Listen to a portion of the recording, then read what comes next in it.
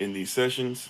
And thank you guys for being with us so we can make sure we also are making sure that we're taking note. I'm taking screenshots of those that are in or on with us. So I'll do that at the beginning and also at the end.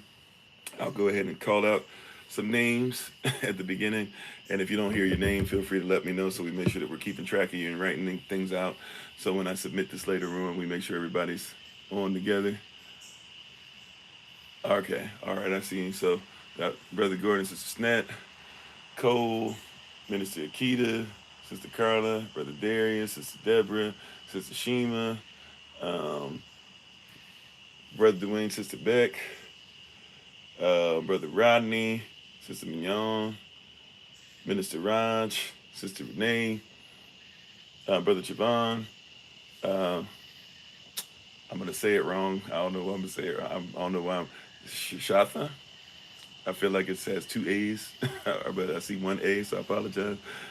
In my head, it has two A's. I apologize, Shatha. Uh, Sister Shirley, Sister Sabrea, uh, Elder Tamra, um, Minister Raj, I guess Minister Raj and Sister Taylor, and Brother TJ. That's all I have on here right now. So that's what I'm going to go with for the beginning of today. And thank you guys for being on. We appreciate you. Hopefully, if you feel free. We'll try to get through this and try to get to your questions at the end. I'm getting ready to upload the what we're using in a second, so you should be able to see it on your screen in just a little bit. Then we shall say our Bible. Well, we'll say our Bible pledge, and then we'll get ready to jump in.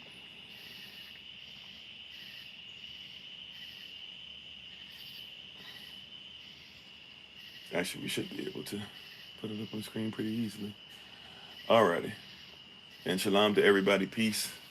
Oh, okay, brother Javon, and Sister Dallas. All right, come on, shalom, peace, peace, peace. Alrighty.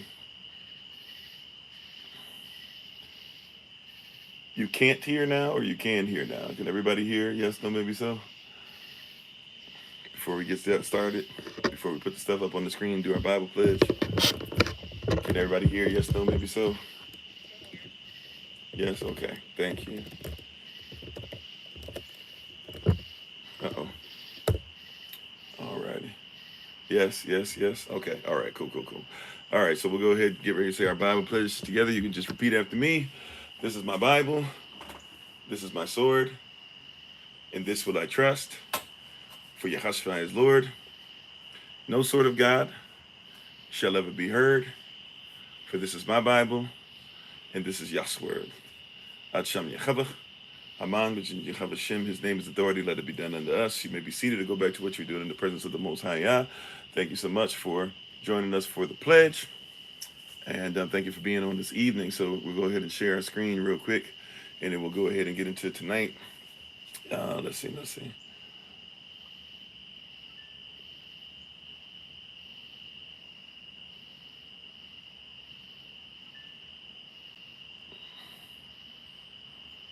Okay.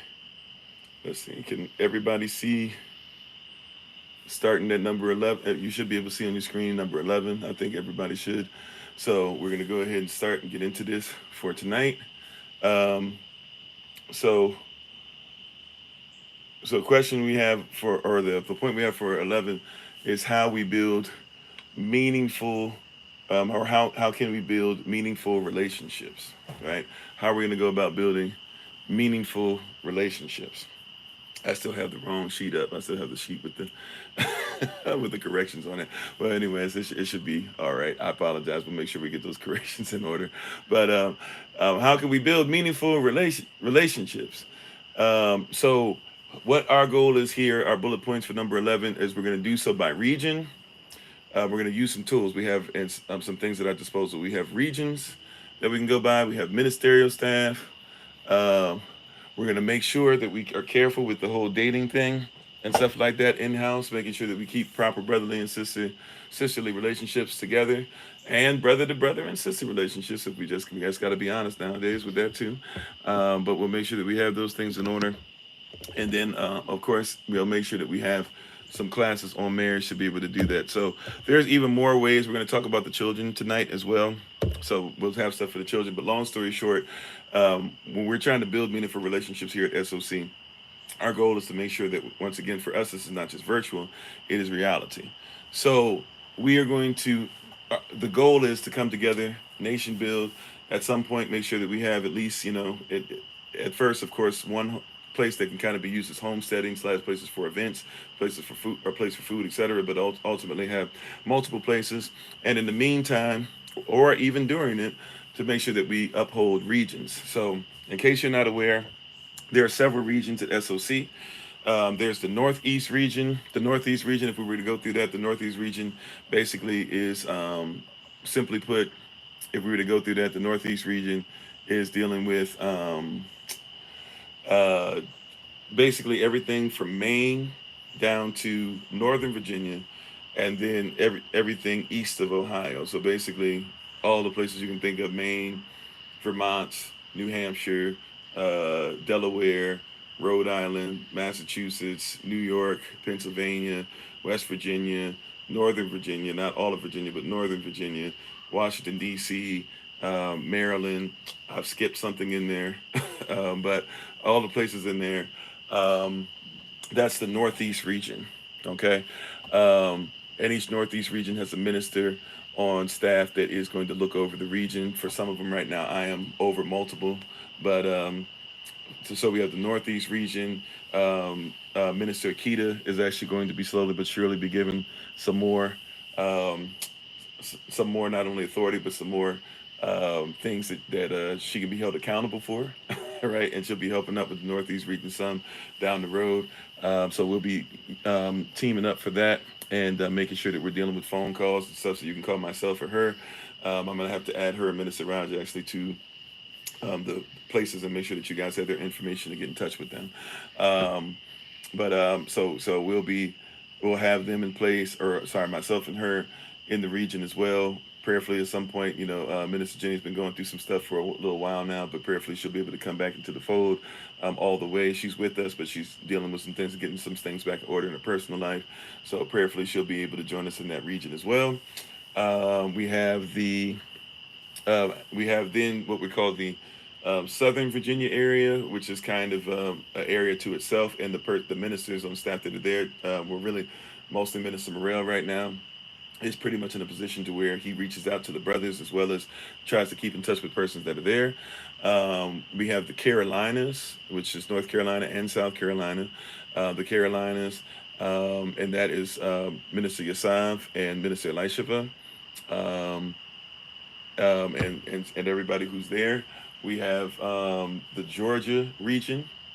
The Georgia region is under my stead, and Sister Monique actually helps me with phone calls and information, and making sure we're keeping in touch with everybody there. We have the Florida. Florida's a region unto itself as well, a state and a region to itself as well. There we actually have Minister Samay Lorraine, Minister Tracy, and Minister Raj.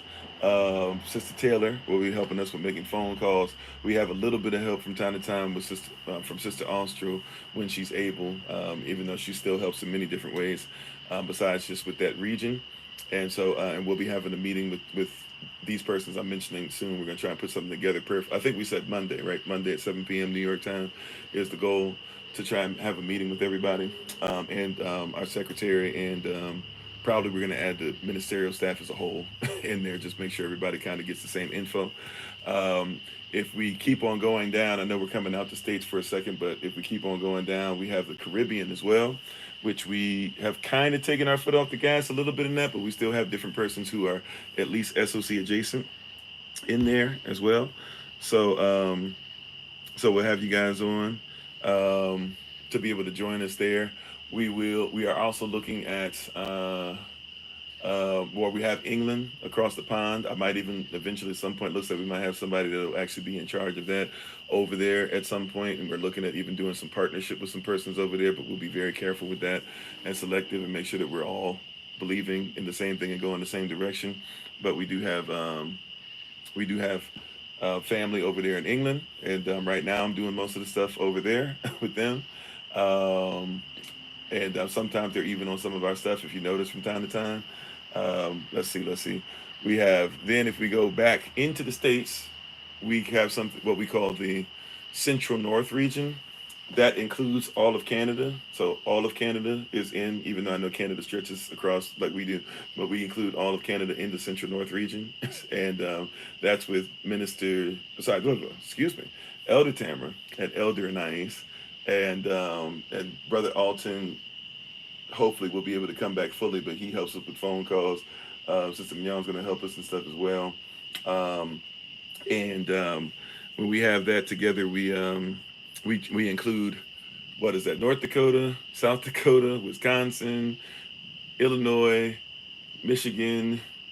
We go all the way down, even though it seems like it's a little off. We go all the way down to Missouri, um, Indiana, Ohio, and basically, yeah, I think we at one point even had somebody in Iowa that we kind of just threw in there, but obviously it gets vast and stuff. But we can count that as one region unto itself.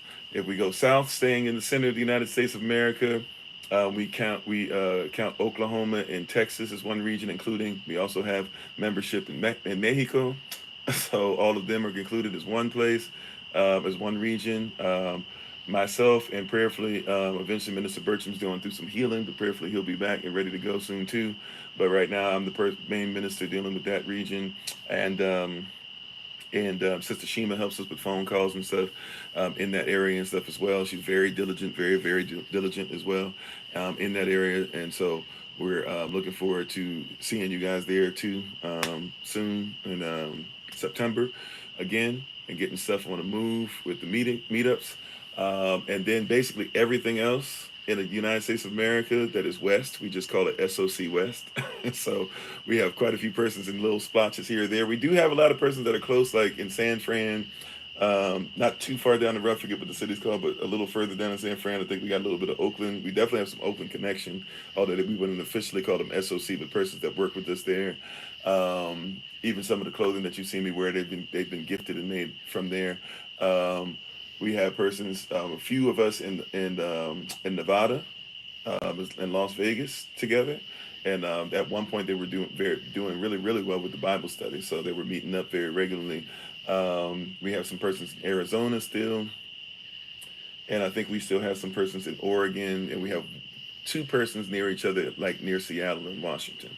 So we have other places that persons are. I think we have some Nebraska folk and a couple other places, but everything basically that I didn't mention as far as one of those other regions, we just kind of call SOC West for now. Um, and we make sure, and I kind of the person that checks in, and Minister Moselle is the person that is the main person that we try to make sure persons can connect with and call and talk to. So those are the regions, the official regions, the ministers on staff, ministerial staff. Of course, recently there's been some changes, but that being said, same old of us. Ministers, don't get mad, don't get upset with me. I'm gonna try and go in order. I used to go in order of when we licensed to. So if I go out of order, forgive me. But there's of course myself. There's Elder Alma. There's Elder Anais. There's Elder Tamara. There's Minister Morel, Minister Yasav, Minister Elisheva, um, Minister Samaya Larray.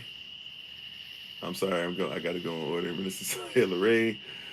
Still, like we said, Minister Jenny is with us, but still getting some stuff together. Minister Morel. I'm sorry, Minister Morel. Minister Stephen, Ministers Raj, and Minister Keto. I believe I hit everybody. Okay. So we have a nice full staff. These persons are persons you can get in touch with, especially when we talk about your regions. So we have a place on the website. We actually have to update it now with the two new ministers. But we have a place on the website, kofi-ofori.com, KOFI-OFORI.com, my name with a dash in between, .com. When you go there, you can find stuff.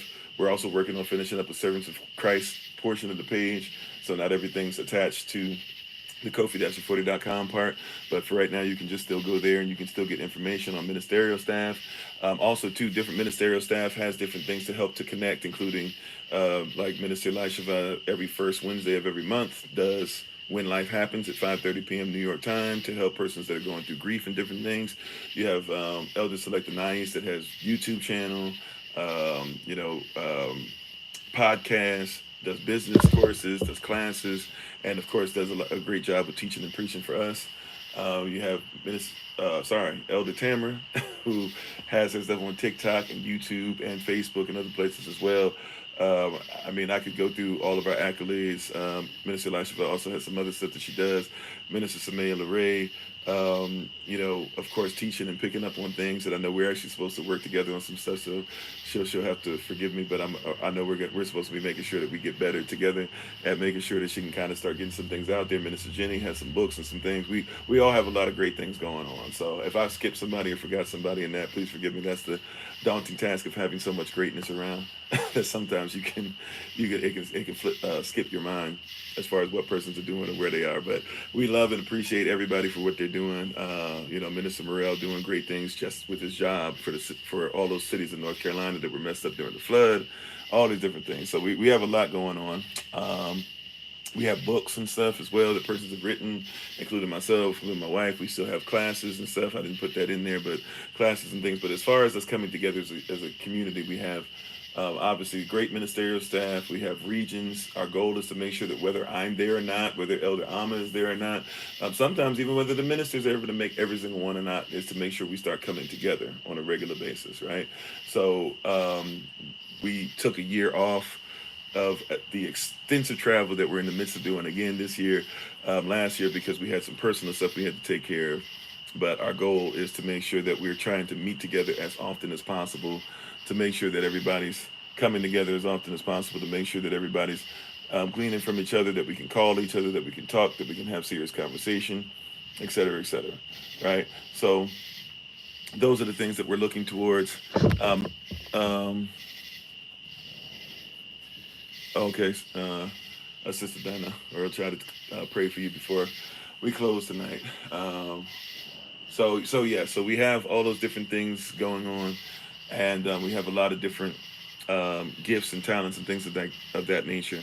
Now, as far as the reason I put the dating thing out there, it's not because of even things that happened recently. For those who've been around for a long time, you know that like 2 or 3 years ago, we actually had an issue where it's not just a SOC thing, but it was an Israelite thing or Hebrew Israelite thing, where there were persons that were kind of jumping in and out of people's DMs, and people were talking to this person, that person. It actually started to cause chaos, confusion, and stuff within house as well. So we made it a point to kind of make it a point to just say that, because often too, what happens is a lot of relationships that are built on love, kindness, and genuine brotherly, sisterly love kind of become wayward because we start doing all this other stuff in there, right? So there are certain ways, and we'll get into that when we actually go over marriage. We might actually even do just an extra session, not mandatory, but an extra session for those that want to come to it down the road with this, where we'll do one just on marriage to make sure we kind of reintroduce some things and talk about stuff and talk about what we're supposed to do, because we spoke on it several times, but even recently it became a problem where persons were saying they don't necessarily know what we believe, and we kind of had a bunch of mix-ups and things like that. So, or at least with a couple of occasions. So we want to make sure that we're very aware on that. And the reason why is because it's not biblical, but also because of the things that it causes. And sexual immorality is something that we know that can break up relationships as well, right?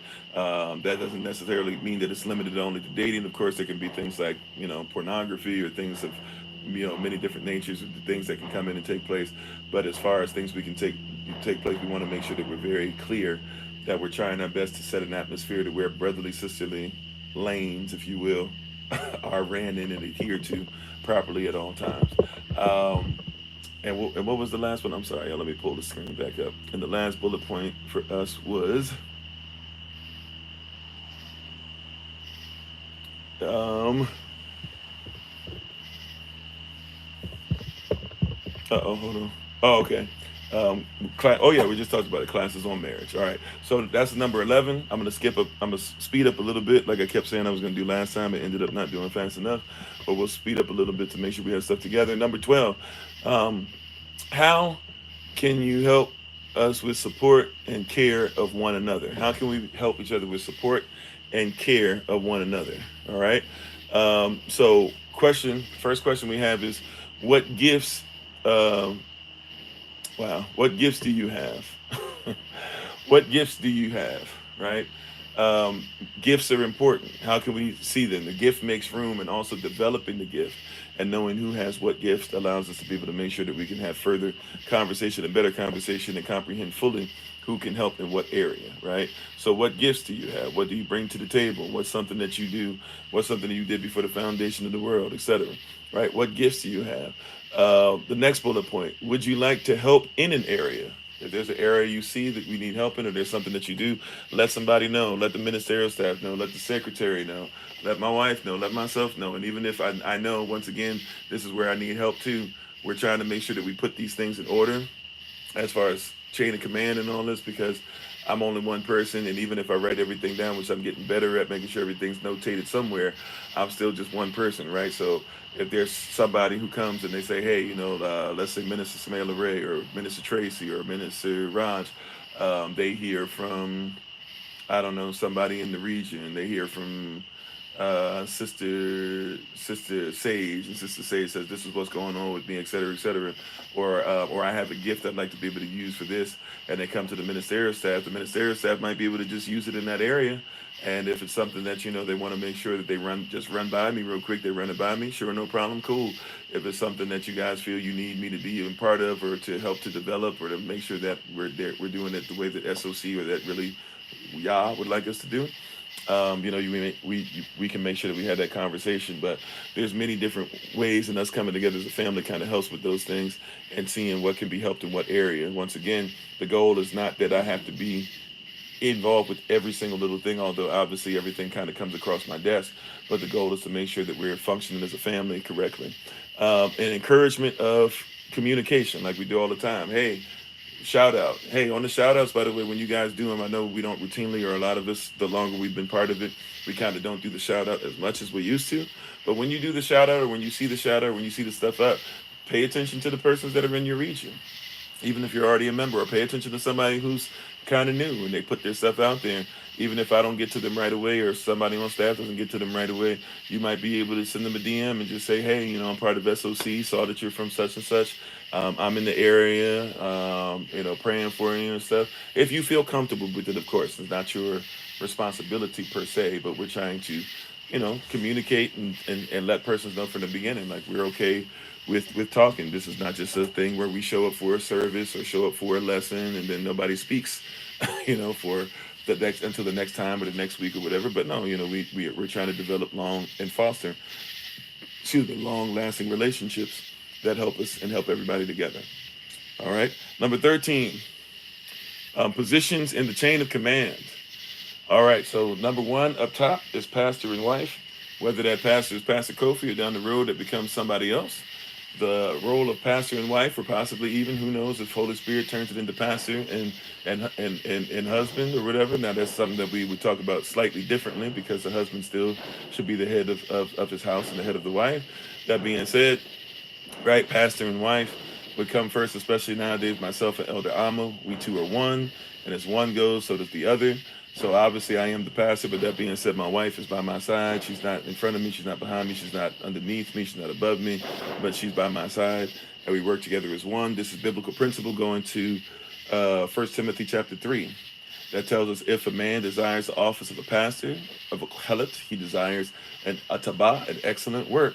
However, he must make sure that he first is without a place to where we can say he's breaking the laws, and there's a bunch of rumors about it, and all the stuff that he's doing because he keeps being disobedient. So he must make sure that he's obedient. And then number two, he must be the husband of one wife. He must be great towards his children. He must not be given to wine. He must also make sure he runs his house well, right? So there's a series of things that have to happen within one's house, pastor and the wife being two that have to be one, something that we talk about quite a bit here at SOC. Next step would be elders on the list. So the elder, and we're going more so off of the modern, right? Levites being in different positions, etc. Our thing, and even having paperwork in biblical times is something that actually is, righteous and biblical, and something that we did as a culture. That being said, for us, we have elder next. Some persons you've heard of this title as reverend. We don't really, even though we do believe in apostles, We just don't happen to have any apostles here. An apostle, by the way, just like pastor, are interchangeable. There can be an apostle that's under a pastor. There can be a pastor that's under an apostle. I know that depending on who you're under or who you are with, they would argue that, especially in different sects, sects, of churches or Christianity. They would definitely argue that point. But we do believe in apostles. We don't believe in bishops. The term bishop was thrown in the Bible, but the term bishop really was not even necessarily something having to do with Christianity at first. The term bishop actually just had to do with somebody who was over a region. So we don't really believe that a bishop is something. The Bible, if it's in your Bible, somebody put it in there afterwards. Even 1 Timothy chapter 3 and some of your versions of the Bible, I believe, says it there. But a bishop is not necessarily something that is of proper biblical reverence as far as scripture is concerned. Overseers is something that we don't believe in as well. Overseers, for the most part, the way we use it especially comes from chattel slavery, where you had overseers that work under the slave master and would sit in those big chairs that are oftentimes empty nowadays at churches, and they would look over whoever was preaching, and then they would come up after to clean everything up to make sure that everything matched the racism, white supremacy of the time. So we don't do overseers. We don't do bishops. We do believe in apostles. We've even had apostles that have been part of SOC. We even have apostles that from time to time we fellowship with. We just don't have any at SOC at the moment. Also, too, we do believe in prophets, of course. We still do believe that there are prophets today. Matter of fact, Elder Anais and Minister Yassab both have the gift of prophecy. So we do believe it, and we have prophets on staff.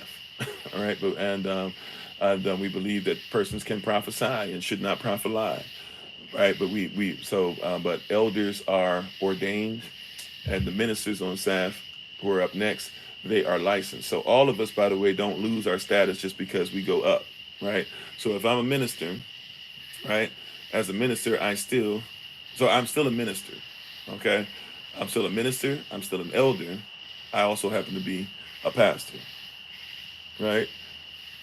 So I am a minister, I am an elder, I also am a pastor. So just to let that be known, you don't turn in a title, right? Every pastor should be an elder and a minister. Every elder should be a minister. Minister basically talking about how we serve. Okay? Let's see. Where we at? Okay. As far as staff, right? Staff, and really, I kind of have this out of order. Staff, deacons are, coming next. Now, we don't have official deacons yet. Deacons, we actually are going to put in place at some point, no buts. We're going to put in place at some point. Now, here's the thing with deacons, right? Here's the thing with deacons that are done out of pocket in the assemblies or in the churches and stuff that are ran today. The Bible tells us even the choosing of deacons is done differently than what's done in many places today, right? So deacons are not supposed to be put in place by the pastor. Deacons are actually supposed to be put in place by the people, if you were not aware of that. So this is how deacons work, at least as far as the Bible is concerned. You had apostles. The apostles were doing the best that they could, but they were dropping the ball because, as I said, even about myself, right? You drop the ball because you're trying to do all these different things. You're trying to juggle all these different positions. You're trying to make sure you're doing this, that, the third. And there was way too much stuff going on, right? So they were dropping the ball. It was actually becoming embarrassing. And so since they were dropping the ball and not everything was being taken care of, they actually went to the people. And they said, you guys give us, submit to us some names. Look around for some men that you believe are great leaders, that are in their word, that we can trust to preach the message, that we can trust to check on you, et cetera, et cetera. And then the people came to them with the list. The apostles approved. The deacons were trained. And then the deacons basically actually do a lot more than some of the deacons do now. I'm not saying all, but the deacons of the so-called, the deacons of the assembly of the time, they actually did a lot more than what we would actually think of a deacon, or sometimes they did different. They were even called upon, like we said, to teach, which deacons do, but even to preach a lot, to make sure things were running, and to make sure that as the apostles were in and out of what they were doing, or the leadership was in and out, that everyday business was taken care of, that somebody who's way far away or somebody that's got a whole bunch on their plate could not necessarily get to, right? So we do have persons that are behind the scenes that do make calls and things like that. We are going to start looking into the position of deacons at some point. I don't know if it'll be this year, but soon we have to get that position in order. And it will actually be persons that I will ask the assembly to submit some names, because that's what it's supposed to be. And then once you submit those names, we look at the names, and then we would basically, try to make sure that we do some training, and then from there, now we have deacons, right? So that's kind of, obviously there's a lot more to get deep in depth with it. Now, as far as the question that's actually on here, which is a great question, and I need to make sure that I put this stuff together and stop giving you guys the draft. But there was a great question submitted that's actually in the yellow and highlighted on here, which is a question that goes back to even when I was in church. So I know it's a question that's been around for decades and decades and decades at least, which is basically, should staff be above deacons? So the question is, in some churches, do deacons, some churches, basically deacons are basically above the ministerial staff, underneath the pastor. Some places it's the pastor, it's the ministerial staff, and then it's the deacons. As far as the Bible is concerned, once again, and what we're going to do at SOC is make sure that we try to be as Bible as possible, right? Right, which is basically we should be as 100% as possible, Bible, as far as the Bible is concerned. The deacons, basically, once again, were put in place by the leadership, the spiritual leadership, or apostles or preachers, if you want to say it like that. However, they themselves were also basically doing what the preachers and the priests and everybody did.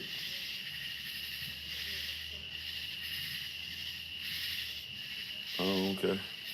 So they were trying to do those things that they already did. I'm sorry, excuse me. So yeah, so basically the deacons work hand in hand with the apostles, or with the Levites, with those persons who are preaching, the ministers, etc., with those persons who are going to go and preach the word, the deacons, and then work hand in hand. Basically, the deacons are an extension of what goes on. Now, once again, some places will argue that means they're an extension of the pastor, but that's not necessarily biblical. But we're an extension of each other. So the deacons are not really looked at, even though they have a huge responsibility, they are not looked at as having the same or having the same accountability, as far as the Bible is concerned, as the persons who they are the extension of. That being said, though, they are supposed to preach the word, even to the point of, like Stephen did. If you know about Stephen, the deacon, who is oft, or who's killed when they throw rocks at him. They throw rocks at him and stone him to death. Paul is standing there watching over the coats and stuff like that. And those deacons were he as a deacon was actually stoned because he was preaching the word. And if you pay attention, he was actually preaching against the perverted king that people try to still worship, Malak. Right, he was preaching against that, and that's connected to that Star of David and all that stuff. So he was actually preaching against that, and there were persons that were trying to mix and match, right, kind of do an iron and clay type thing. He preached against it, and he lost his life. So the deacon has an awesome responsibility, is an extension of the leadership.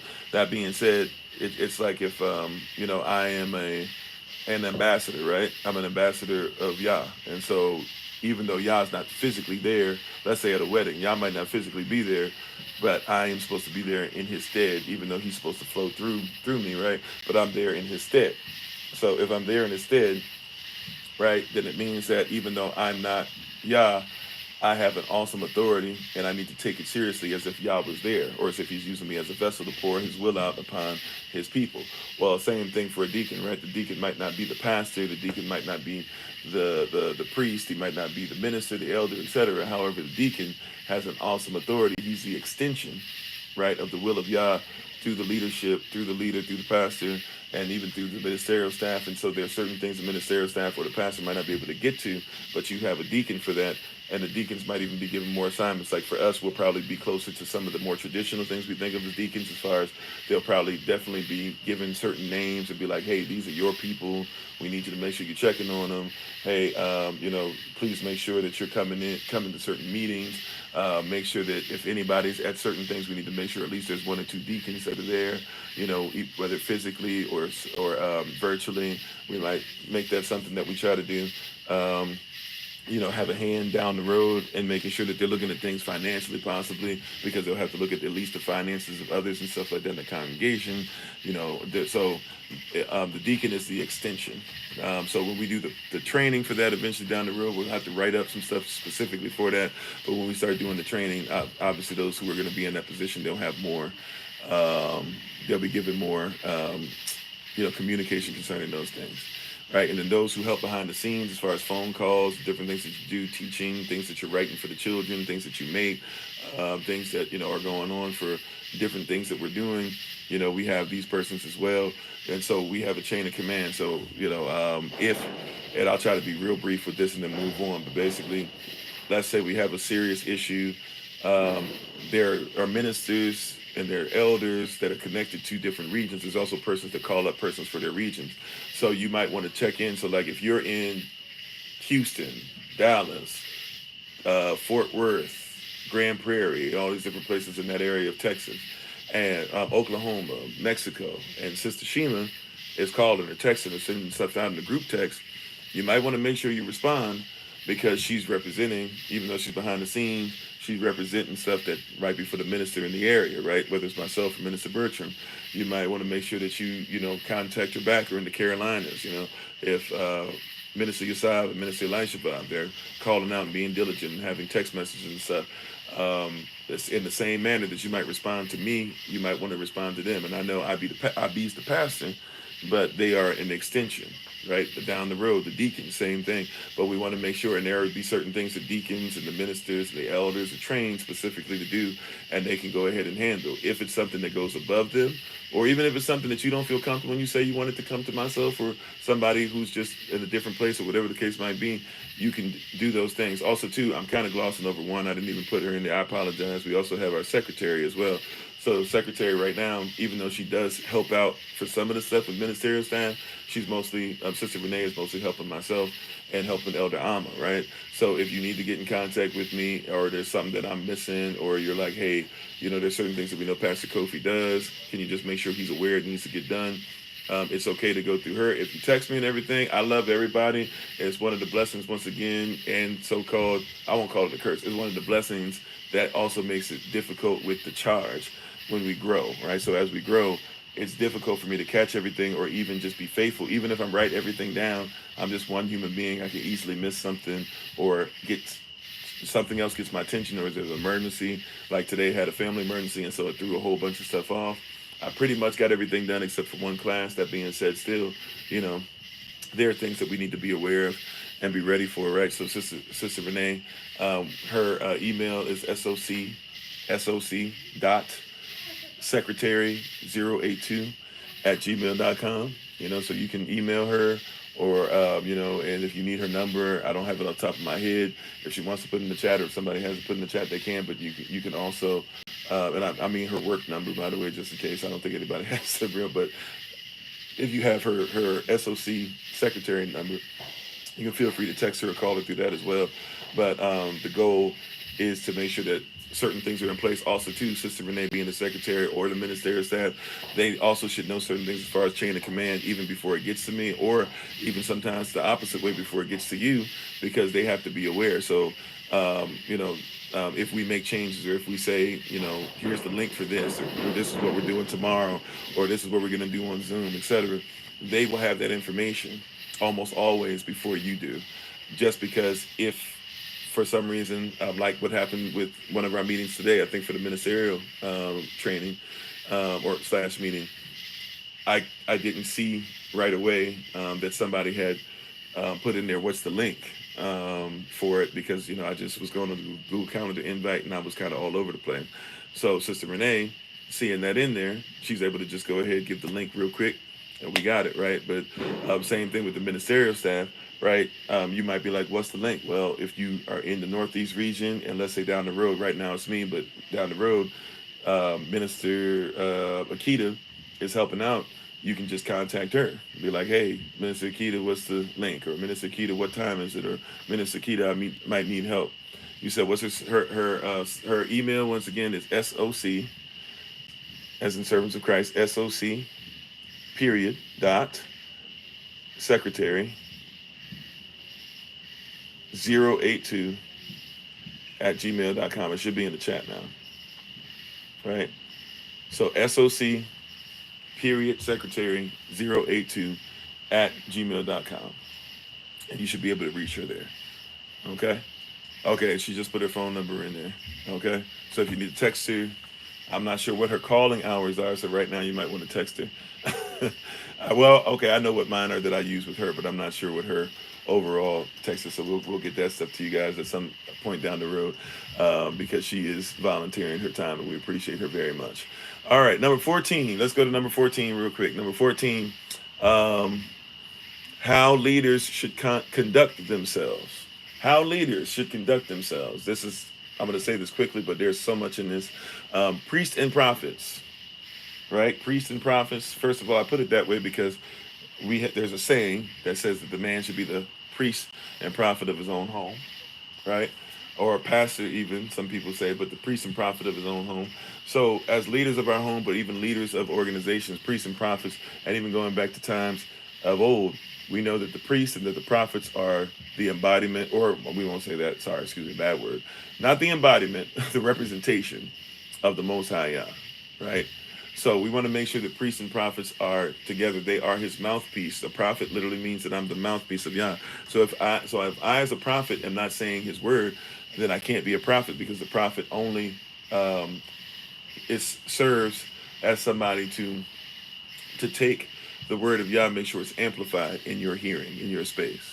Okay. Next up, we have 1 Timothy 3. We talked about that already. It actually talks about what one should look for as far as what a pastor is and what a deacon is. The pastor and the deacons basically look the same as far as being husband to one wife, making sure that there's not a bunch of stuff person can say about you. That's more so for the pastor than it is for the deacon. Making sure that we are taking care of our families, rule our households well. The pastor should not be given to wine. The deacon should not be given too much wine. Right? So we're actually very similar in that, but 1 Timothy 3. If you want to read more of that, that's actually what we use. So if somebody were to be like, hey, there's some things that I don't like about you as a pastor, as an elder, as a minister, as a deacon, or as a prophet, or as an evangelist, et cetera, et cetera. First place I'm going to go is going to be, as far as my thinking, is going to be 1 Timothy chapter 3. All right. Next up, it says, with the bullet point is the order of Melchizedek. Now, I put this in here just to make it a point that every priest, every prophet, every pastor, every Levite, right? Anybody who's saying that they're preaching, we are supposed to be of the order of Melchizedek. That means the same way that Melchizedek did it in the times of the times of Abraham, going all the way through to dealing with David and Naaman, and before Naaman dealing with Samuel, right? All the way going through to where we're now dealing with John the Baptist and eventually Yeshua, right? All these persons we're going through, these priests are supposed to be of the same order. This does not mean they are the same, that Christ is Melchizedek and all that, but we are supposed to be of the same order, right? So we're supposed to have the same structure. We're supposed to do the same things. This is why it's always interesting if you hear somebody who's an elder say that they've been ordained, especially if they've been ordained by a state, because an ordinance is a law, right? It's lawful. You have to have a lawful ordinance. So the only reason why an ordained preacher, right, by the state, let's say you're in the state of Tennessee, at the state of Tennessee, somebody who's an ordained preacher or ordained judge or whatever the case might be, they get ordained by the state, so they are allowed to perform certain ordinances, including a wedding, right? If you're not ordained in the state of Tennessee, you can't perform a wedding in the state of Tennessee, right? So you have to be ordained by them lawfully. So it's very important that we catch that. So even law, going all the way back to the time of Melchizedek, are supposed to be something that we're using. All right. Also, too, we should be an example. Matter of fact, 1611 King James Version would say it like this: we should be an ensample. So somebody should be able to sample our lives, taste and see Yah through us, and be able to see, okay, we need to do this. All right. Last thing we have on here, 1 Thessalonians chapter 5, verses 22 through 24. I'll just read that in your hearing, and then we'll move on. Once again, that's 1 Thessalonians chapter 5, verses 22 through 24. And it reads as follows. It says, abstain from all appearance of evil. Right? This is for us, leaders. Abstain from all appearance of evil. Verse 23, and the very Elohim of peace sanctify you wholly. And I pray, Elohim, and I pray, Elohim, your whole spirit and soul and body be preserved, blameless, unto the coming of Yechashva HaMashiach Adon. I'm sorry, Yechashva Mashiach Adon. Verse 24, faithful is he that calleth you, who also will do it. So the Most High is faithful, therefore those who represent him must be faithful. That's 1 Thessalonians chapter 5, verses 22 through 24. All right, let's go on to the next one. Number 15. We would love for you to contribute your gifts and talents. Romans chapter 1, verse 11 says that it is my responsibility and our responsibility to stir up the gifts. So we just ask a question. Do you know? I'm not even going to go deep into this. These are just things that we would ask and things that we would ask for you to think about. Do you know your gift? Right? If you do know your gift, what is your gift? Once you know what it is, how may we help you develop? And then lastly, we need you to be disciplined and obedient. You have a gift for a reason, a lane for a reason. You're going to be taught certain things, and you're going to be given eventually the reins to make sure certain things are kept in order and our persons are led properly. So we're going to ask that you remain disciplined and obedient. As we talked about a lot today, and really came from Monday's lesson. What is it? Obedience. What is it? Something follows obedience, not faith. Favor. Favor follows obedience. Okay? So we ask that you be obedient in that. Number 16. All preaching and teaching are to be based on Yah's word. Period. I don't even know if we really need to go over that, but I just put in a couple things. Matthew chapter 4, where it tells us that's where Yehoshua is baptized, sent into the wilderness by the Holy Spirit to fast and then be tempted of the Satan. And once he's tempted, 3 times he says, "It is written." Right? He didn't. That Satan tried to use the word or try to use position or even use something similar to the word, and he had to say, "It is written. It is written. It is written." Okay. As far as training for our staff, I train all of our staff. The reason why we do this is because, unlike the world, unlike the church, on many occasions, we are not supposed to send you to somebody else and then hope that they train you kind of, sort of, all right, or we're not sending you somewhere. You can get whatever degrees you want, but we're not sending you somewhere to get a degree of knowledge and then come back and it not even be a degree in what we believe, right? Statistically speaking, most persons who are sent to seminary, right? Statistically speaking, most persons who are sent to seminary are actually going to have, they're actually going to begin to lose their faith or change what they believe, and even in their preaching will reflect it by the time they get out of their school. So we make sure we take care of that stuff in-house.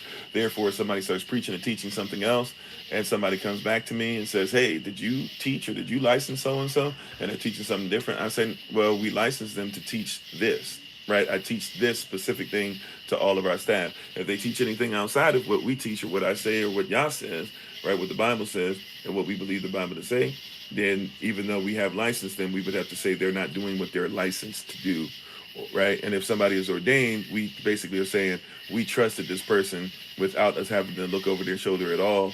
We trusted this person could be trusted to do what it is that they've been called to do, and us not have to look over their shoulder, basically, even if they're called to start their own thing, pastor their own thing, whatever. If we find out they're not doing what they're supposed to and not following the law, then that means they're not following ordinances. If you're not following ordinances, then you are technically not doing what you're ordained to do.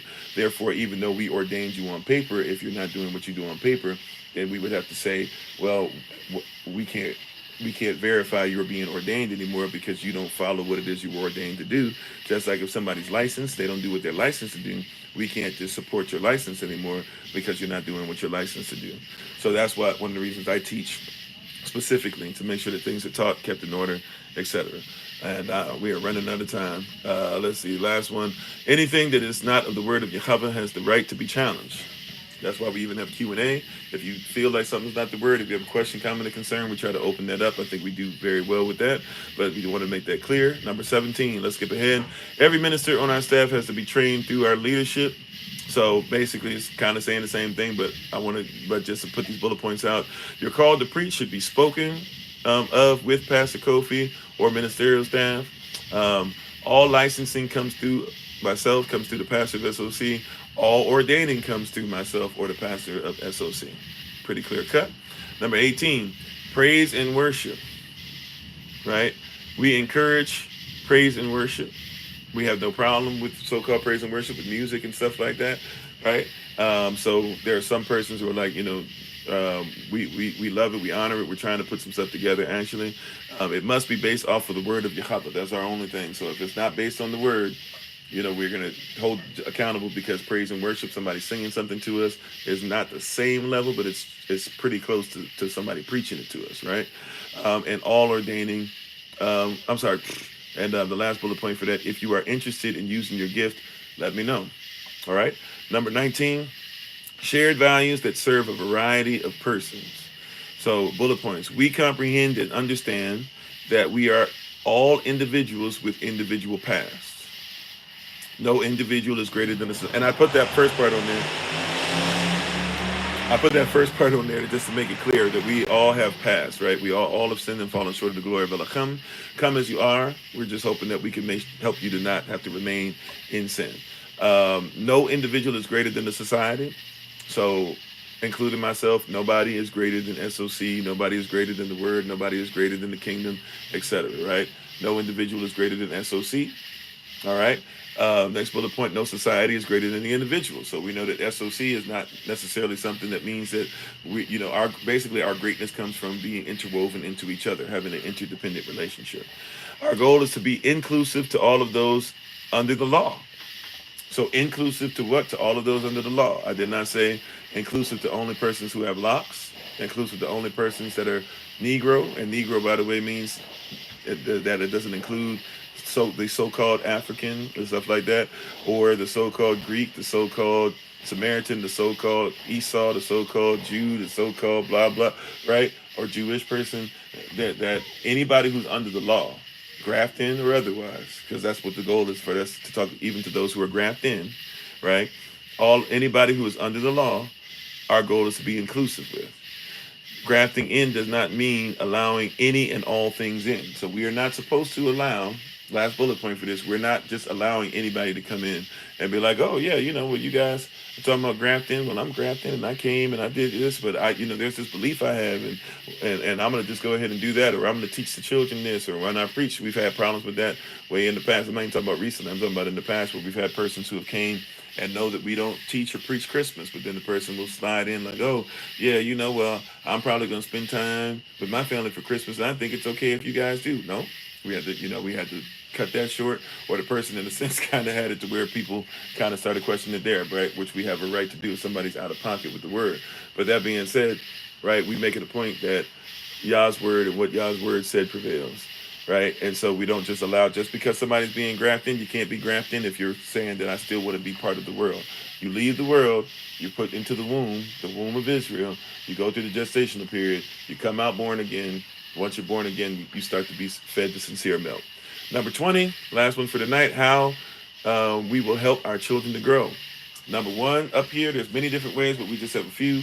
Number 1 up here is Shabbat School. Elder Alma does an excellent work concerning Shabbat School. And so number 1 is Shabbat School. We come on there, they learn everything from Hebrew characters to they see different videos, to they hear different music, to they get to fellowship with each other. Even a lot of them have fellowship in person with each other. They get to support one another. They get to know that it's okay to actually have the belief that they have and not feel like they have to be bullied out of what Yah tells us and calls us to be. Up is VBS as well. VBS coming up soon. It'll be July 21st to the 25th. Vacation Bible School, which is for everybody, but is usually centered around the children to make sure that they can get some specific things out of there as well. We want to involve them in our holy days and teachings as well. So as they get older, and even not necessarily, we've had some of our children who are even younger introduce things or read items for us and make sure that we're all involved as a family, connected, so that we feel as one. And once again, encouraging them to be part of things and that they get it while they're young. So it's not something that they have to learn later on or feel bad about or whatever, but they feel involved and they feel naturally, they get to naturally feel their gifts, be something that makes room for them even in our society. And the last thing we have on here is even homeschooling programs. We're starting to get better with that. We're still not all the way where we want to be with that, but we're starting to get better where we're introducing things to where those who are homeschooled or even those who are out of school for the summer can come together and get some things on a regular basis and hear teachings and be able to connect with one another, grow with one another, and love on one another. So that being said, we are a little bit over on time. I actually went a little longer than last time. I apologize. I'll try to make sure I'm done closer to like 9:50ish tomorrow. But that being said, we do have at least 10 minutes or so, um, even with to still not go over time. So, are there any questions, comments, or concerns specifically about anything that we talked about this evening in bullet points 11 through 20?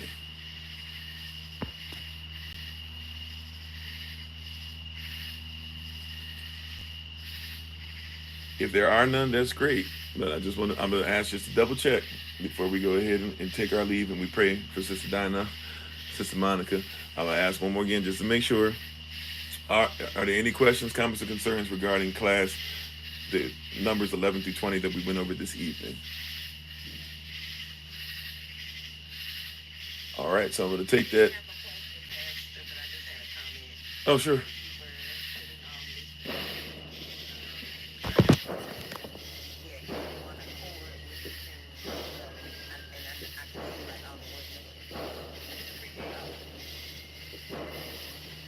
I'm on. Amen. All right. Yeah. I'm sorry. I'm sorry. I couldn't hear the last part. I guess you were saying we need to be on one accord. They got fireworks firing over here. So, I, oh, okay.